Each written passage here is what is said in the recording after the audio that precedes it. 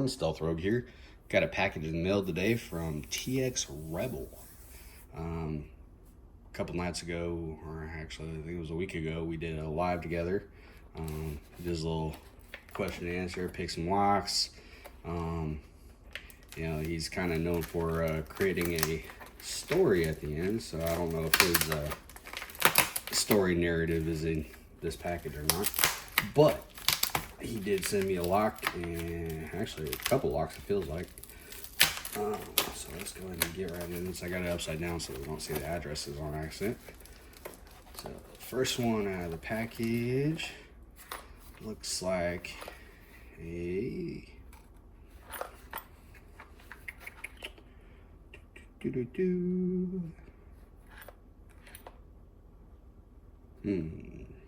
doesn't say. All right, let's open it up and find out.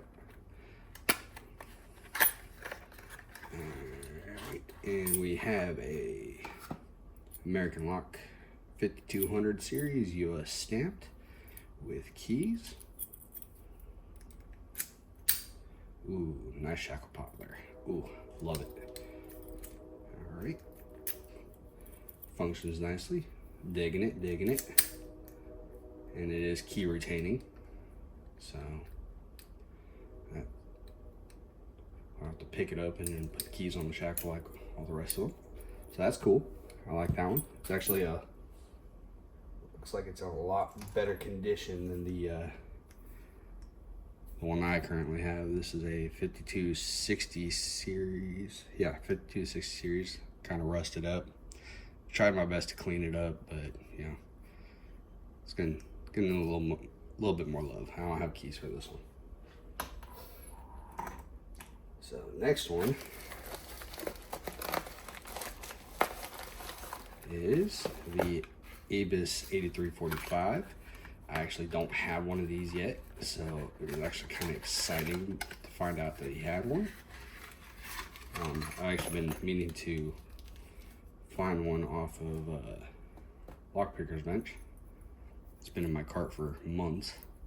This one is the zero bitted. No cuts, functions.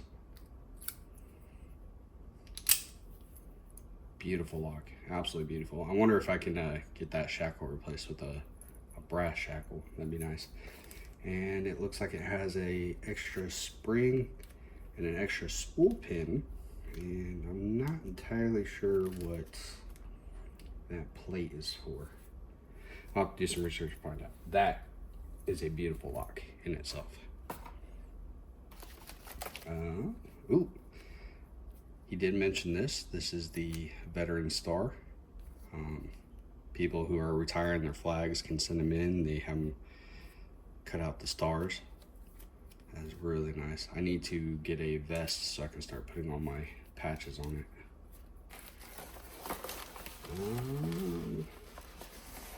I feel a poker chip. That is one awesome looking poker chip. This is the Harley Flying Club, sorry. I don't have my glasses on. I actually do ride motorcycle myself, so that's actually really cool. Set that right there.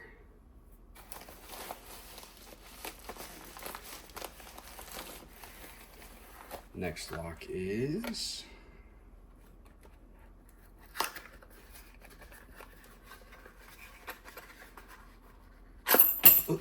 another American Lock, another 5200. This one is also US stamped. Extremely lubed up. All right, so from what I understand, one of these was a yellow belt and the other one was a green belt. I think this one's the green belt, this one's the yellow belt. Last lock in here. Ooh, the Pack Lock G100, I believe, or 100G. Yes, it is. Nothing else in that box. Cool. This one is US stamped. Packlock 100G. I couldn't remember if I had one of these in my collection, but I actually ended up picking up this one at a antique mall.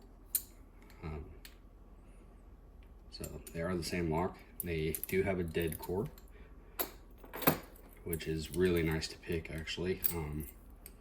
No spring tension is what helps me hone my skill a little bit better, in my opinion. Doesn't mean it's necessarily true for everybody, but for me, I don't mind the dead cores because it makes it to where I don't have such a heavy tension on the tension bar. Alright, so we got a TXRebel sticker. Another one to add to the collection. And that looks like, oh, and we got the story here. And that looks like that's everything for that bag. So, into the TXRebel short stories.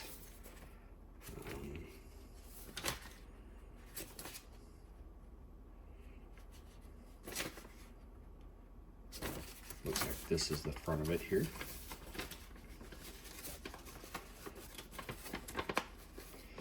Alright, so we're going to go ahead and read this on camera here as best I can. And forgive me if my pronunciation is off. I'm not a language person. And I also don't have my glasses on either. In the realm of Periculum, that's Latin for danger for the troglodytes out there, where dragons flew, wizards argued over spell components, and taverns offered classy wench escorts, there was a man known only as Stealth Rogue. No one knew his real name. Some said it was lost in the shadows. Others said he just didn't want to fill out the paperwork. What was known is that if something was locked, Stealth Rogue would open it, with contempt and judgment for the shoddy craftsmanship, but always quietly. His party was diverse, if not enthusiastic. There was Rager of the Old Way, the Boomer Barbarian, who believed locks were merely doors that hadn't been punched enough, and who was getting on in years. And there was Sir Midlife of Crisis Plate, the Gen X Paladin, who refused to pick locks on moral grounds, but had no problem smashing them in the name of justice. He was chronically in a bad mood, always had a cigar, and for some reason always smelled of whiskey and leather. There was Spell Talk, the chronically online, the millennial wizard, who would summon firestorms but somehow never brought the right key. He always complained about his student debt from the Wizards Academy. Their quest? Stop the Reanimator, formerly known as Problematic, the Gen Z Necromancer, from ending the world using the Obsidian Doom box of cancel everyone who disagrees with me, a relic sealed behind unpickable ancient locks. They reached the first dungeon door. It was enormous, covered in runes, glowing ominously. Rager cracked his knuckles. I smash? Stealth Rogue sighed and knelt. No smashing. Smashing angers the lock. The party watched as he produced a collection of tools that looked suspiciously like bent wire, a hairpin, and something he definitely borrowed from the tavern they last visited. Click, click, click, ka-chunk. The door opened. Spieltalk blinked. That was the door of eternal suffering. It didn't even have countermilling, Stealth Road replied. Amateur work. Inside the dungeon, traps awaited. Poison darts, swinging blades, pressure plates labeled Noli hic ingred. That's Latin for do not step here. See why it's important to know your Latin? Stealth Rogue disarmed them all without breaking stride. This one was fake, he said, pointing at a massive spike trap. This one was real but poorly aligned, and this one, he paused. This one was just rude. At the final chamber stood the Reanimator, cackling beside a towering vault. No mortal may breach these locks, the Necromancer boomed. They require strength, magic, and sacrifice. Rager in Crisis Plate grabbed the necromancer and bound him, while Spelltalk cast a spell to block his use of any powers. But they couldn't hold him long. They needed Stealth Rogue to work quickly. Stealth Rogue crouched beside the vault and whispered to himself, "This one is going to require some float picking." He listened. He felt. He nudged. He coaxed. He whispered encouraging words to the tumblers. The lock started clicking like a meth addict at a typewriter. Then, ka-chunk!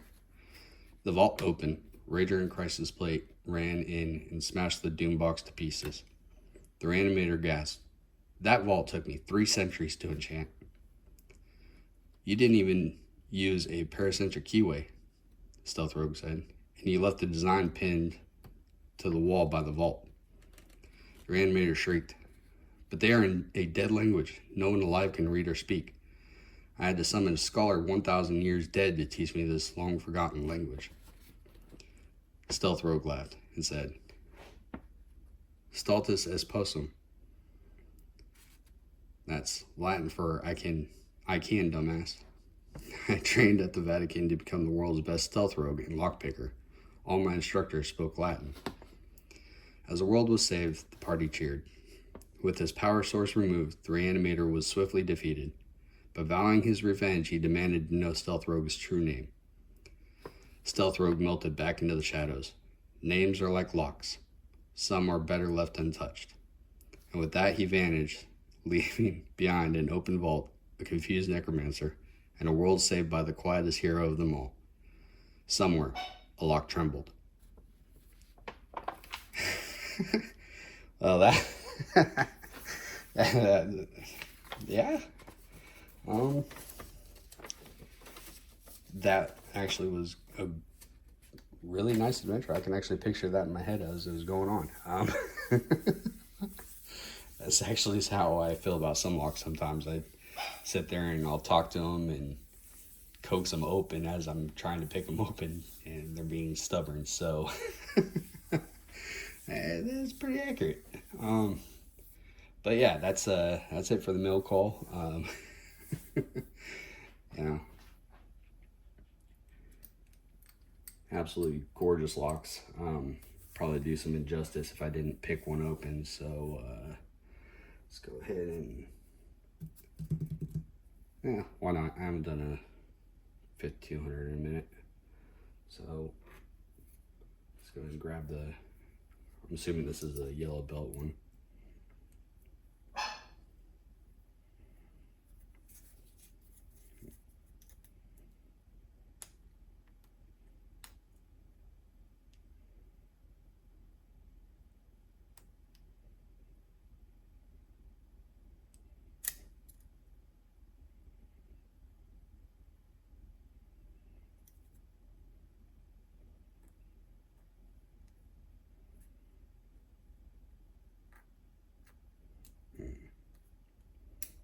I don't have my other kit with me. It's in my gear bag, so I'm gonna have to use what I got here.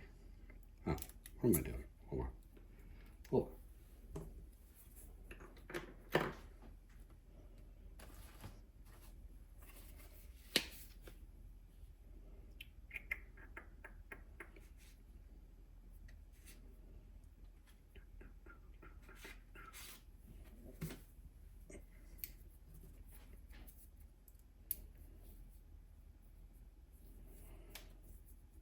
It's always the right tool for the right job. You just gotta figure out which one's which.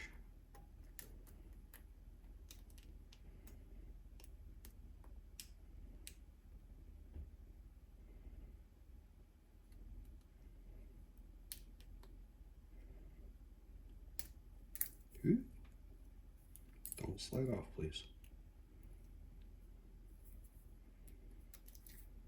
See, it's not so much talking to the lock, it's talking to your tools, making sure they're doing what they're supposed to do.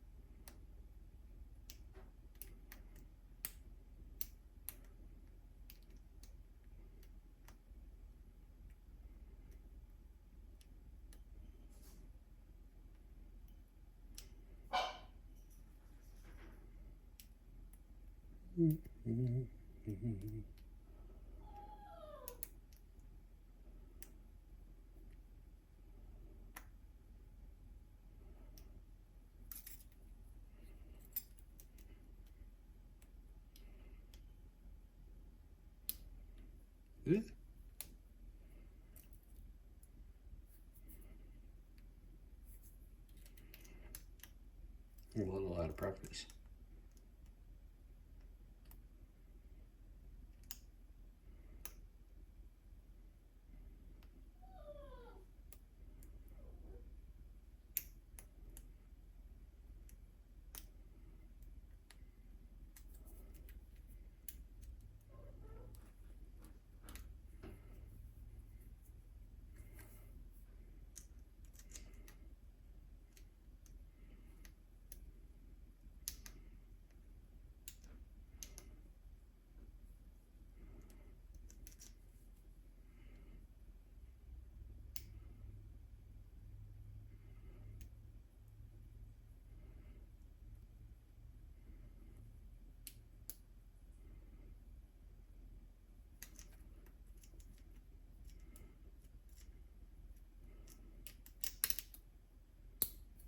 Ooh.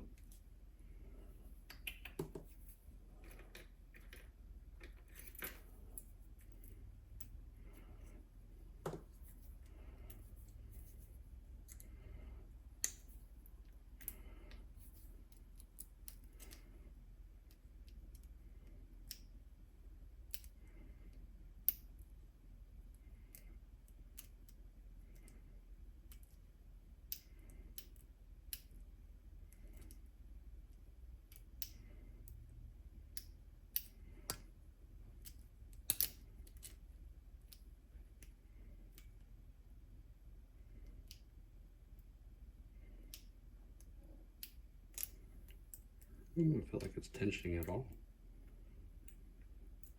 I wonder what the holdup is.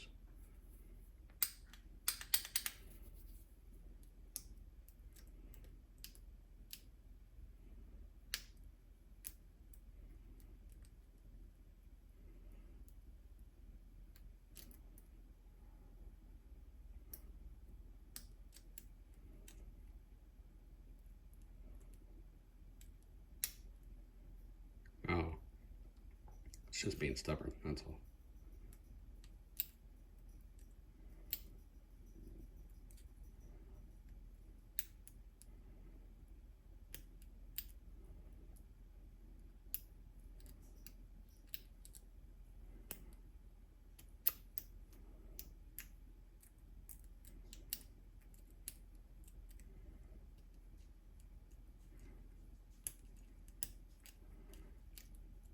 Some really high pin sets.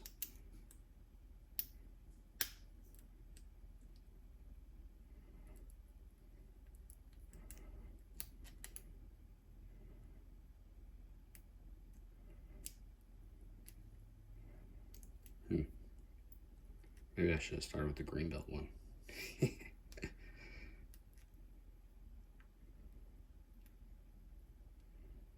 Well, that was going to take a little bit of time to learn, so let's go with the 100G.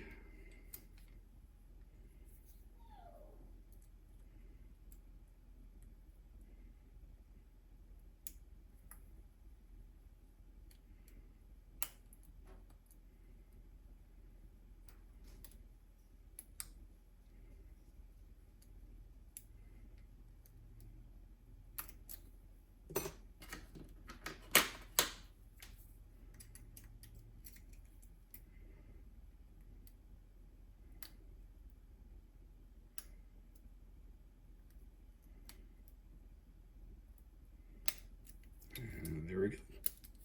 Got that one open. All right. TXRebel, thank you so much for having me on your live. Thank you so much for sending me these locks. Thank you for the amazing story. Everybody else, thank you for watching. Like and subscribe.